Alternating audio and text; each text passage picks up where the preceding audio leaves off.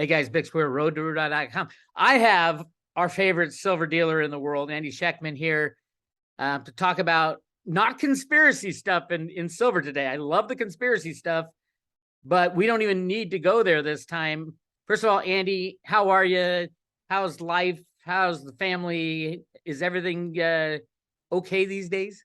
Hanging in there, Bixie, hanging in there. I enjoyed our time together on the road. It was an amazing experience driving with you from Texas to Oklahoma. I'll never forget it. And we had a good to be blast back too. with you. It blew my mind, Bixie. No one's ever done that, at least in a very long time. So it was something I'll never forget, and some of the most intriguing conversations I've had in a very, very long time. So I'm always happy to pick up where we left off, Bixie. You know that. That's awesome. I do know during that time frame, I had so many Road to Ruta people reaching out to me, reaching out to you, saying, "Oh my God, this is the end game." I mean, we're seeing it everywhere, and I want to stress to everybody that, in my opinion, now this is just my opinion. It's not just my opinion, but a lot of people's opinion. This is the end game, and if you have any final silver purchases, you better get them because you'd rather be a day early, 1,000 days early than 1 day late to this party.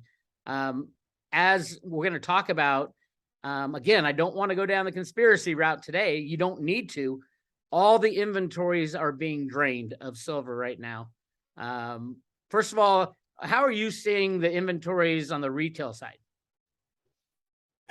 You know, I've been talking about a macro perspective in regards to silver supply for a very long time. I've been saying that the market will ultimately identify itself by the inability to source product. And I say that looking down the road because, I talked to Rick Rule quite a bit, and Rick always talks about that the allocation of precious metals for the entire US financial matrix, Bixie, is about 0.5%. And the phrase he uses is from Joe Sixpack all the way up to the Harvard Endowment Fund. And so there's very, very little participation from the mainstream. Even though we've seen a great expansion since Silver Squeeze into the mainstream, it still represents, but a pimple on the elephant's ass. And so I think that when you think about an event that would wake people up, shake people up, make people start to think of alternatives, I mean, it's impossible to not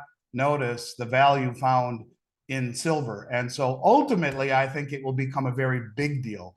But one of the things that I found interesting was looking at it from a micro perspective last week.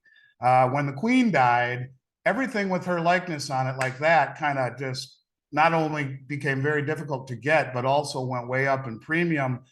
As a result, the other sovereign mints that don't have her likeness on it went up as well, because the people who would normally order the Kangaroos, normally order the Maple Leafs, or normally order the Britannias now have to go and buy Philharmonics or Krugerrands in order to fill that void. And so when you talk about how fragile the supply chain is, the ecosystem, whether it be on a macro perspective where there's an event that wakes people up, or a micro perspective where just something happens within the marketplace that can immediately change the entire ecosystem, it's intriguing to me. And I think people need to understand that something we've taken for granted for a very long time is the ability to source product without a second thought. It's going to become a big problem. It really will. And you look at the US Mint as a microcosm of this, where premiums have been north of 11, $12 for 2 years straight. And, is this what we can expect? I know you've had your own issue with the US Mint and their goings on, but I think it's, I think this is the kind of thing that you could see across the board when there is that moment, when, if you call this the end game, when that end game realization wakes up to the mainstream, getting products going to be next to impossible. We have done a really good job for the last few years. Our primary focus is in securing product. I've gone deep into my lines of credit for 2 years, extend myself as much as I can to keep it rotating, because the majority of all the business we do is in silver. So we're okay right now, but just like things changed with Queen Elizabeth's death, so can they change with our inventory and the entire industry's inventory You don't have to look much further than something like junk silver, which used to be the most plentiful thing. It was called junk because it carried no premium.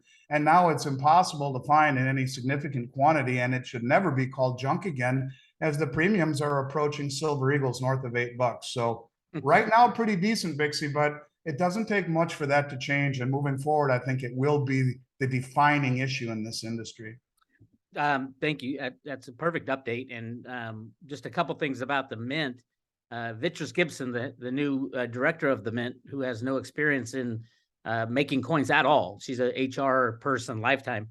But she sent out a letter to all the longtime buyers of the Mint, and the letter is basically praising the Mint staff and, you know, like an HR person would. But one of the very last paragraphs of the letter, and I got this letter, she sent it to me of all people, is that they have significantly expanded the production of silver eagles. And I'm like, what? Yeah. What? Either you're significantly expanding it to do something, to do nothing with it, or they've only made what, 12, 13 million coins, and they have a production capacity of over 47, 48 million. And they say they're significantly expanding the capacity, except they're not selling them to the public. I want to know why they're expanding it. Are they making coins and just not giving them to the public? I have no idea where she got that statement. There's no expansion, and they've been as equally as woeful in production of gold eagles and buffaloes. They've cut production of gold by 50%, and their silver production has been a joke. Now, I'm not sure which sovereign mints are all produced by the Sunshine Mint. So the Sunshine Refinery produces the blanks for the US Mint, and I want to say the Australian blanks are produced. I'm almost positive the South African. Yeah, there are a few of the sovereign mints where the blanks are produced by the Sunshine Mint predominantly, and none of these other mints have given us problems or seen premiums rise anywhere near commensurate with the problems and the rise in premiums that we've seen on silver eagles. The U.S. Mint, and look, I'm one of 27 authorized distributors. I hold the Mint very close to my heart, but if you want to give a real-time display or explanation of inefficiency, it is the U.S. Mint, and their rationale, their reasoning is always confusing. And for her to say that they've ramped up production is ridiculous, because if it were the case, the primary distributors would not be selling silver eagles for $11 and $12 an ounce to us. I'm buying them for north of $10 an ounce. Now that spread between 10 on the bid and 12 or 13 on the ask is because, let's talk about that big order I did a few months ago where the client bought north of 900,000 silver eagles. What if she calls me to sell 100,000 of them and I'm offering $10? That's $1 million in premium that I can't hedge. And so there has to be wiggle room, and the higher that premium goes on the ask side, the wider the spread will be on the bid side. But in both cases, they're larger than I've ever seen in my career. Paying north of $10 to buy them back, my whole career I paid $265 over and sold them for $339 over, and now it's $10 and maybe 13, something to that effect. But they are anything but efficient. They are anything but expansive. They are really the model of inefficiency, and I have been telling people for 2 years to not buy them. Yeah, I wouldn't say they're the model of inefficiency, because I know people at the Mint. I have contacts at the Mint. They are really good at doing what they're told to do. That's the problem. They're being told not to make silver eagles. They're being told, first it was COVID, now they have no excuse, but they are still at about 33% of production capacity that they're producing the silver eagles. I don't blame all the authorized distributors for saying, oh my God, you know, I got fixed costs that I have to sell these silver eagles for higher. I just can't get enough of them. And the U.S. Mint is not producing them to fulfill their legal obligations. Okay, we've covered that, but that's not conspiracy, my friends. You can go to the U.S. Mint website and see exactly how much. I think it's 13 million silver eagles that have been made this year. And I think it was 2009, 10 or 11 that they did 47 million. And okay, let's talk about briefly, since we're sticking to the fundamentals, The Silver Institute came out last year and said, we are in a deficit of silver, meaning there's more demand than there is supply. We're in a deficit last year. We're in a deficit this year. Last year was 51 million ounces. This year's 71 million ounces. And they're expecting a deficit next year. Now, here's my take. And I look at these numbers, and this is from the Silver Institute. You guys can go get the supply demand data. The mine production pretty much stays pretty flat. I mean, COVID, it bounced down, but you're at around 850 million, recycling about 180 million, which gives you about 1 billion ounces. It fluctuates, 5%, 6% up and down. That's one of the peculiar things about silver. There's very small supply fluctuation, except the price is just all over the board. One of the most volatile commodities in history. The demand is actually pretty steady, other than the things they don't tell us about, which are the bars and coins. Bars and coins, from what I hear, they use it as a plug number. Whatever fits that model, they're going to plug it in there because they say they can't figure it out, which is ridiculous. All you have to do is call all the large coin operator, sellers, and say, hey, what are you at? What are you selling this year and things like that. It's not rocket science to do that, or go to the refiners. This supply demand deficit they say is going to continue for a few years. At the same time, we're seeing a push towards solar. Solar is supposed to double every 5 years. And right now, photovoltaics is about 127 million ounces in estimated for 2022.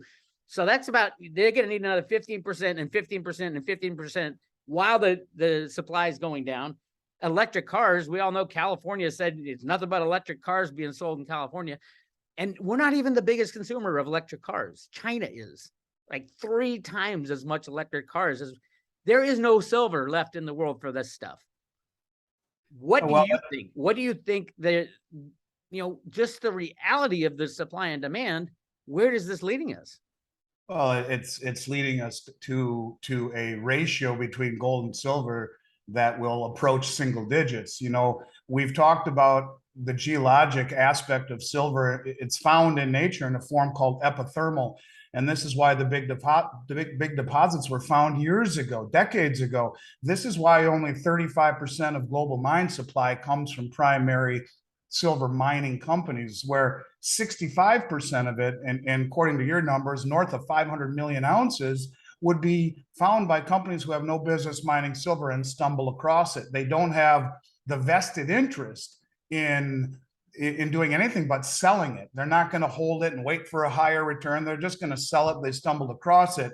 When you look at silver and the duality of its demand in terms of industrial applications, as you say, expanding industrial applications in solar panels, in battery operated vehicles, whatnot, in digital applications. We talk about the Belt Road Initiative, which is connecting 75% of human population digitally as well. This infrastructure needs a copious amount of silver. And so, when I've asked Keith Newmeyer about this, who's a buddy of mine, who's a CEO of First Majestic, and I ask him what his feelings are about the gold-silver ratio, he always says to me, it's not the gold-silver ratio that's important, it's the mining ratio.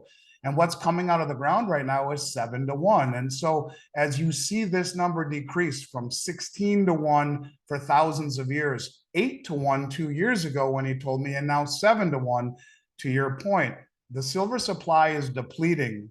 And it's depleting rapidly. At the same time, the use cases are expanding. This is a recipe for some sort of clarity or real price discovery, because you can't keep the price at a 92-1 ratio when it's coming out of the ground at 7-1, and it's getting harder to find, and the applications which need silver are expanding. And this is the part and parcel why, to me, silver is the most undervalued and probably the best asset to own on the planet, because it's supply demand issues 101, falling supply, increasing demand, and priced at a fraction of its all-time high in every single metric that you look at. You take the COMEX manipulation out and silver should be many times higher than it is right now. So where does it lead? It leads to much higher prices, and it also leads to a dwindling supply. And by the way, I mean, the numbers that these institutes, like the Silver Institute, put out, I mean, I have a very hard time buying the numbers that they publish, and especially when you see the ridiculous amount of industrials pulling silver off of the exchanges globally. It's as if they sense something is coming. They're drawing down the supplies at record levels all across the globe, not just on the LME, not just on the COMEX, but we've seen 100 million ounces backdoored out of SLV in the last 4 months by the authorized participants. So something's coming, Dixie, and I think it will all center around the realization. These big industrials are realizing the same things that we're talking about here, that the supply is dwindling. And if you're going to secure supply for future production, what better time to do it than when the price is ridiculously suppressed and when you talk inflation adjusted dollars, probably at all-time lows. So where does it go? To much higher prices and much more difficulty getting product, which leads into my idea that this market will identify itself by a real difficulty in securing refined product. I have some graphs to cover just what you said. Again, to me, it's either prices got to go way high or the amount of silver is just going to be disappearing because they don't allow the price to go up, because silver is so necessary in all these industries. And I would say necessary to any investor out there today. Physical silver in your possession is the only thing that's going to save you with a lot of the shit that might go down. Let's take a look at what the big money is doing, either the industrial people or the banks or whoever it is. Because like you said, either the money, the price of silver has to skyrocket, which would open up more, in a free market, it would open up more mining, more exploration, all that stuff. Takes a long time to do that. This is the chart of the COMEX depository registered stocks. And if you look at it, it has gone down from 150 million ounces down to 45 million ounces in the last 18 months. That 18 months is significant because that's about when the Wall Street silver, the silver squeeze happened. And we all heard Rustam Benhams say that we were able to tamp down the price. Well, how are they able to tamp down the price? They threw massive derivatives at it, which we saw with Bank of America leasing all the silver from JP Morgan. And now you're seeing those deliveries happen, in my opinion. That's also the reason I think they are hiding, obfuscating the OCC data by lumping gold in with silver. You can't tell how much of those silver derivatives are actually being delivered. This is the LBMA chart. Look at that red line. That amount is over the last 12 months. It equates to 300 million ounces being pulled out of the LBMA. So like we said, when this dislocation happens, you're going to see either a rising price, which we should be seeing anyway, or a disappearing inventory. And here's I went back a little further with SLV. If you go back to the 18 months, back to February of 2021, when the silver squeeze was happening, they've removed 220 million ounces out of SLV. Now, this is physical silver that is being taken as delivery for probably industrial purposes. Maybe some of the, the big money people. I have a hunch, a suspicion, and some evidence that Warren Buffett's involved as well. When he started investing in Bank of America and dumped all his other banking stocks, that was right in January of 2001 and 2021. Also, something that has just come to light that I've noticed, this is India's imports. Yeah. They've pretty much doubled or almost tripled their imports in the last 11 months. They have pulled out 250 million ounces and imported it into India. The vast majority of the silver that goes into India, it's investment silver. It's jewelry, but that's the dowry portion of what the Indians, how they look at silver and gold. So all those together, it's like, oh my God, when is, Andy, I'm asking you flat out, when is your inventory going to be gone? if something happened, and it usually with you on the retail side, it happens with price. People don't buy until the price is skyrocketing towards $30. Do you see? I mean, we both remember that weekend where you're like, holy shit, the world is collapsing. Everybody wants silver. Do you see another one of those weekends potentially coming up?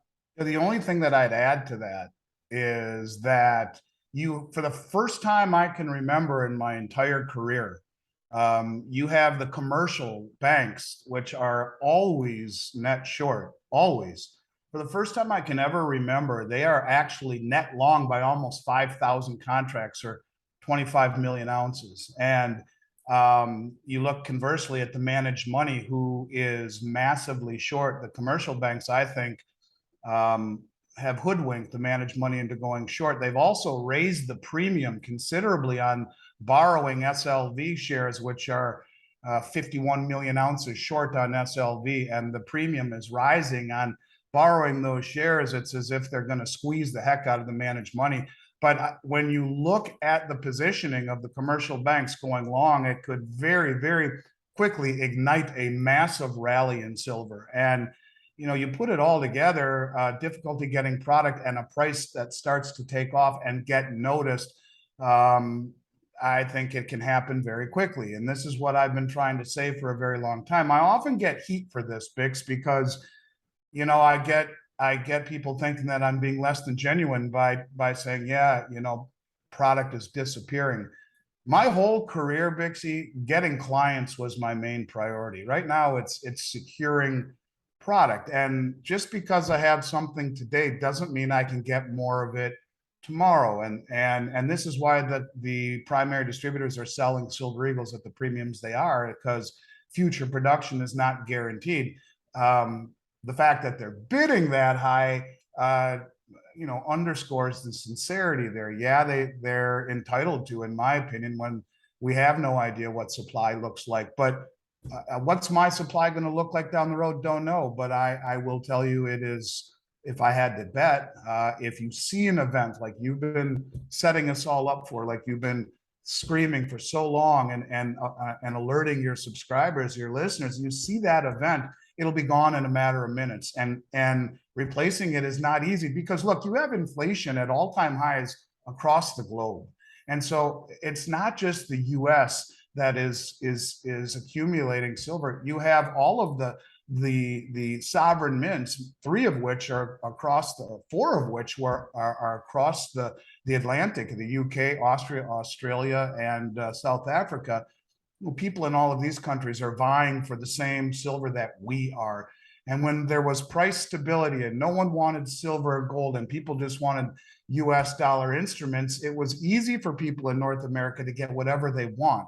Not the case anymore. It's becoming far more difficult. So it's a very difficult question to answer in terms of what will it look like tomorrow or next week. But I will tell you, if I were betting someone, I would say within a year or two, getting silver in this country easily will be a thing of memory, a thing of the past. It won't be easy. The premiums will be high, and you have half of the globe that is awakening to what silver offers as a hedge against this monetary insanity where all countries are inflating their currency away to nothing. And silver is a place to protect yourselves, not just here in North America, but across the globe.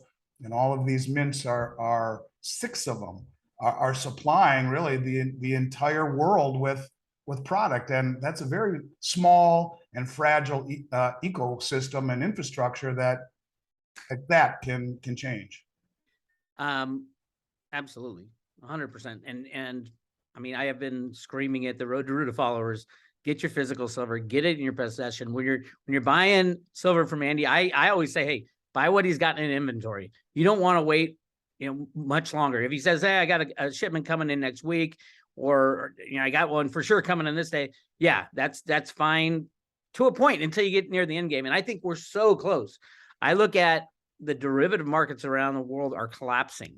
In the energy market in Europe, they need at least 1.5 trillion just to cover the collateral shortfalls that they're going to have to pony up for margin calls.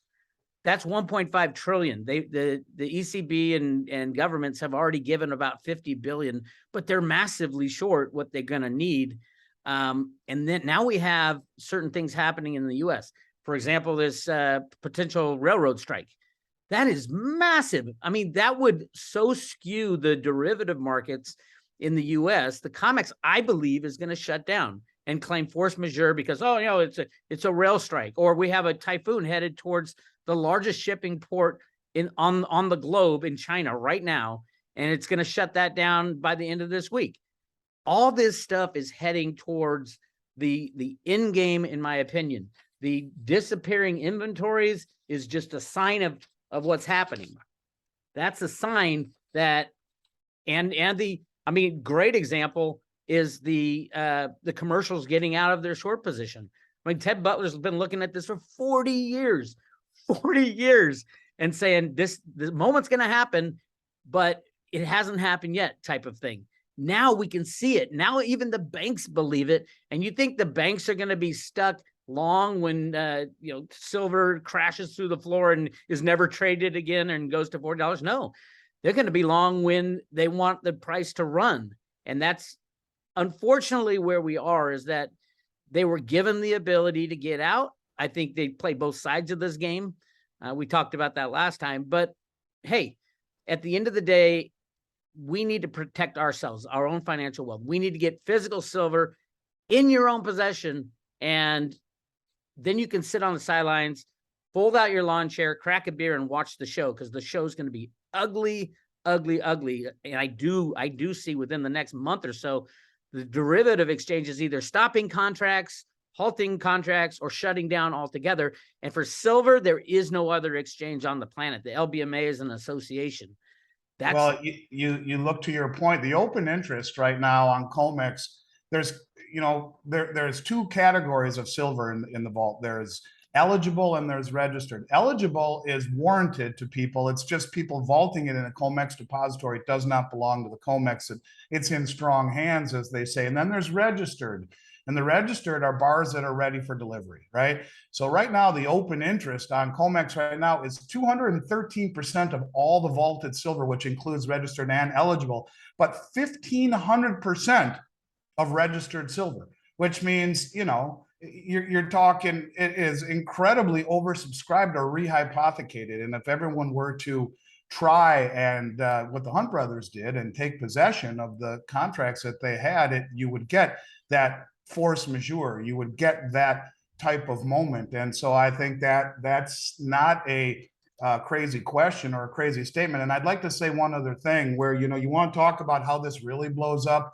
You take a look at the new Moscow Metals Exchange that is being bantered around and on behalf of the BRICS nations and the Eurasian continent, and they're going to do it.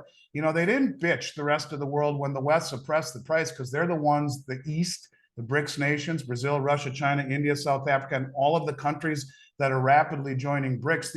These are the countries that have been accumulating commodities and accumulating assets using the West's manipulation against them. But now you have the head of or one of the senior advisors within the Bank of Russia saying, hey, we need to have a new Moscow exchange to, as he puts it, put an end to the manipulation of the COMEX and the London Metals Exchange. All they would need to do, because they want to set a fixed price just like the LME does, is set gold at 2,000 and set silver at $40. And within 10 seconds, you would have arbitrage that would blow up the Western exchanges. It would all go to the Moscow exchange. All the metal would flow east. They'd make huge spread between the fraudulent West price and the real Eastern price. Then the Eastern markets would control all the metal and set the price where it should be, fairly for the countries who own it all. And I swear to you, it will be pegged to and backing a new BRICS currency, which they just came out and said, we are issuing a new world reserve currency, a conglomeration of all the BRICS nations. And I really do think, and they said it will be an assortment of commodities. So, when you look at why did the euro fail, it's because all of these countries that were part of the European Union, they didn't pull the same weight.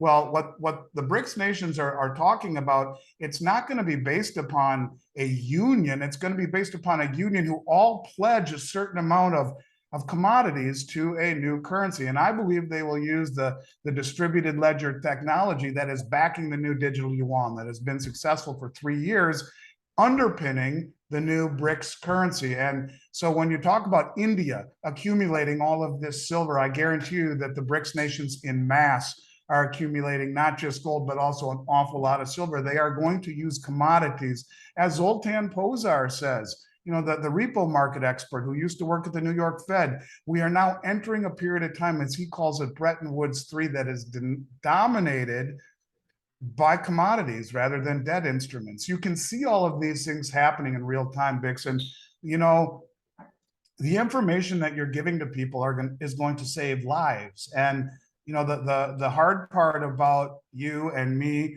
and guys in our field who have been saying this stuff, having the courage to get up there and say it publicly every day like you do, is that, you know, you're like the little boy who cries wolf. So am I. But at the end of the story, the wolf comes. And when the wolf comes, if you ain't ready, you're screwed. And I think you can see this by the movements of the most sophisticated, well-funded, well-informed traders on the globe, whether it be the commercial banks that are net long in futures, whether it be the industrials who are draining the physical supply, whether it be the authorized participants who have taken 100 million ounces out of SLV in the last 4 months. You can just see it happening, and then take a broader look at what's happening across the globe, and we see mass de-dollarization.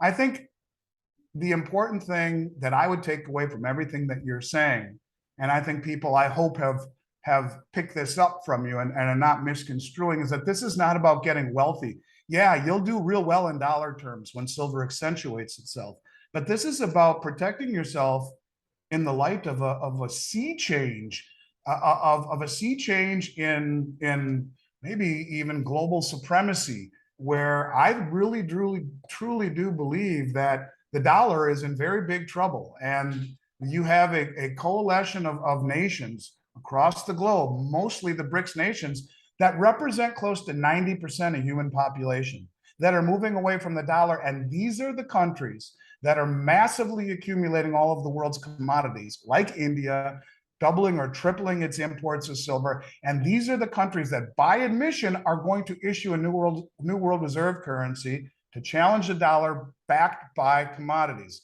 This is a big deal. And if people don't realize that the manipulation of the silver is a gift, it should not be something that people are bummed out about. They bought it, it's gone down, I get it, it hasn't gone the way you want, but before the music stops, if you're not sitting there, like you said, with a beer in your hand, watching the show go by, it's too late. So don't be depressed that it's on sale.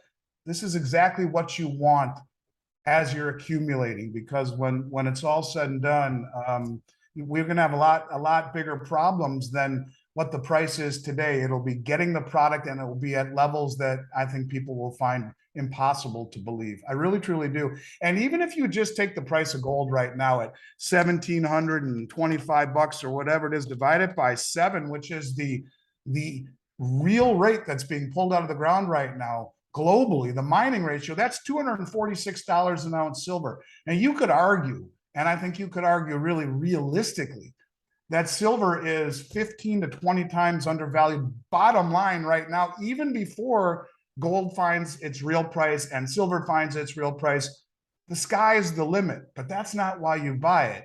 You buy it because of all of the things that you've been talking about for a very long time. And when the price rises, it might just be because the dollar is getting creamed, and it will be a life raft, one of the very few life rafts that are not simultaneously someone else's liability. Big deal. And I think now is the time to wake up and realize that before it becomes impossible to get, when we see that event that you've been talking about. Well said. Absolutely. Let one more thought. My final thought on the gold silver ratio. There's I agree that what comes out of the ground is very important. The ratio comes out of the ground. I think the ratio that is above ground on the planet also is hugely important. The mainstream will say there's 6 billion ounces of silver and 6 billion ounces of gold. that tells me a 1-to-1 ratio right up. Just if we're just using ratios. The only thing out of whack in the gold silver ratio is the actual price.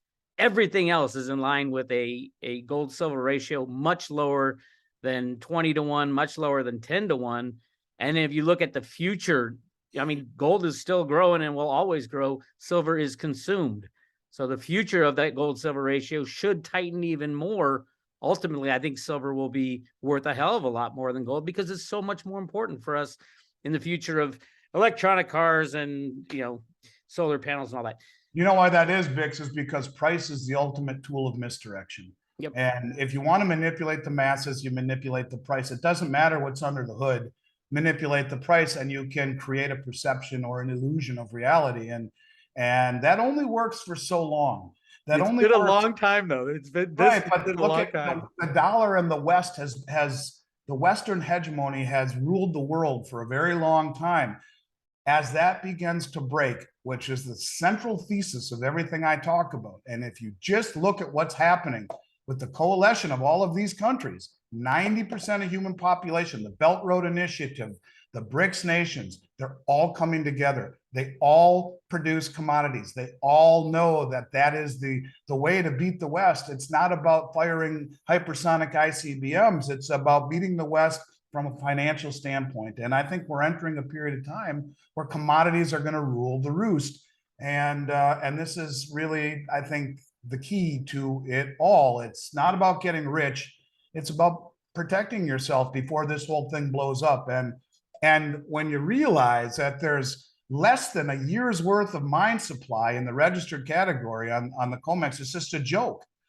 More has been delivered in the last year on the various exchanges than there is backing the entire price setting mechanism of the globe. So and that's speeding up. It's not slowing down. That's speeding up as well. Right. So, it'll be another week before half of what is there is gone, and then another 2.5 days. This is really speeding up in my mind. So I want to get, the reason I wanted to do this is get your silver in your own possession. I always say, start with your local guy, make a relationship with your local dealer. If you don't trust him or you don't have one, give Andy a call. Or if you want to check prices against your local dealer, ask Andy for the information. Send him an email, info at milesfranklin.com, milesfranklin.com. And they will help you. They have helped so many Road to Ruta members. I just love that there's so many people sitting in the lawn chair with me just watching this thing happen. Well, I appreciate that, Bix. I've been telling everyone for the last few months our new website is almost done. And halfway through that process, we had to switch developers. We had all sorts of problems, but we are really close where we will have a new website where people will be able to go to milesfranklin.com/Road to Ruta. But until then, yes, send us an email at info@milesfranklin.com. We will not be undersold. We will always take care of the Road to Ruta family as if they were our own family. You and Amy and Paige are so dear to me, and I just want to continue to respect what you're doing and just show the appreciation to your listeners out there that I have for being a part of what you're doing. It means the world to me. Our friendship does, and I will always go to bat for your customers and make sure, or your listeners rather, and make sure that it's the best experience in the industry. So thank you for that. And one other thing, you've been mentioning a lot about the gold to silver exchange. We are more than happy to do that for your clients or your listeners, those that have gold, that want to take advantage of this ridiculous 90+ gold to silver ratio. We'll help you get the gold back. We won't charge you a commission on buying the gold, and then we'll give you the best price in the nation on the silver that you are getting back in exchange. So we can do a lot of things to help you. Even though our prices are not published on our current site, they will be on the other site, but we will not be undersold. And especially for your listeners, we'll make it the best experience in the industry. That I can always promise you. That is wonderful. And it's true. And they've lived up to it. Okay, Andy Schectman, Miles Franklin, send an email to info@milesfranklin.com and get that metal in your own possession. I highly recommend buying what he's got in an inventory, getting your money to him as soon as possible. And once they get the money and everything clears, they can ship it to you right to your front door. Andy Schectman, Miles Franklin, thank you so much. Much love, Bix. Till next time, brother.